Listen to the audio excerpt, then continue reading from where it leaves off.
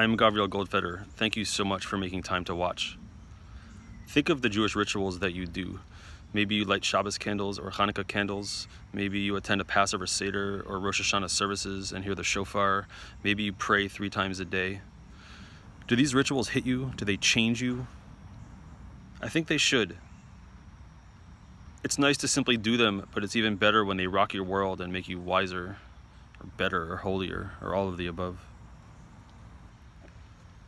To my possible detriment, I'm disproportionately invested in you having maximum impact encounters with these rituals. I literally lose sleep at night thinking about how Jewish rituals and prayers can be opened up and help us grow. I write about it, I talk about it, I podcast about it, and I even fight about it when I have to. That's because I know that Jewish rituals are powerful. I know that they can be and that they're supposed to be transformative. I personally live that way, and I've benefited so much from living that way, and I want to help other people have that as well. Sometimes I feel like that weird Cocoa Puffs mascot who literally just wants to go around and give people Cocoa Puffs because he's cuckoo for Cocoa Puffs. Anyway, lahavdil. Counting the omer is like a field day for me. Each day is a smorgasbord of meaning, growth, and reflection. There's a process, a sense of direction, a goal, guiding myths and stories. It's perfect. So I wrote a book. Here it is. The 50th Gate.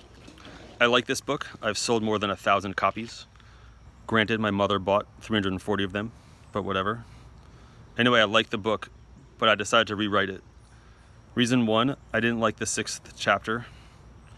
Reason 2, someone told me that the 5th chapter was based on a fundamental misunderstanding of a certain Hebrew word.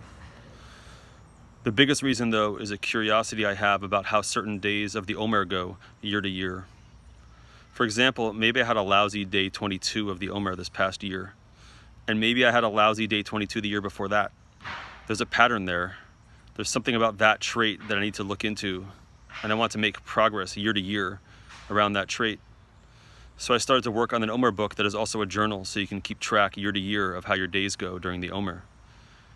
And you can start to identify those patterns, give yourself a heads up around certain things and the like. That's what I'm working on now. New content, new format, and I hope you'll support my work. One more thing I want to add. I am married to a woman whose lunar birthday is on the 21st day of the Omer. My daughter was born on the 28th day of the Omer. My brother was born on the 38th day of the Omer. I believe that each of these has some amount of significance. If a major life event happens during this time, figuring out which day of the Omer it is can offer up some clues about how to look at that event. So as I get ready to publish this book, I'm offering the opportunity for people to sponsor a day of the Omer that is important to them. If you have a birthday or anniversary, or if you want to honor the yahrzeit of someone who passed during the Omer, or even if there's a trait that you like or you think the name of the trait of that day is pretty, you can sponsor that page and your name will be in the book, and people's learning on that day will be in your honor or in honor of the person you want to honor. I'm including a date chart in case you only know the Gregorian date and want to figure out the Hebrew date. So look at the notes in this GoFundMe page.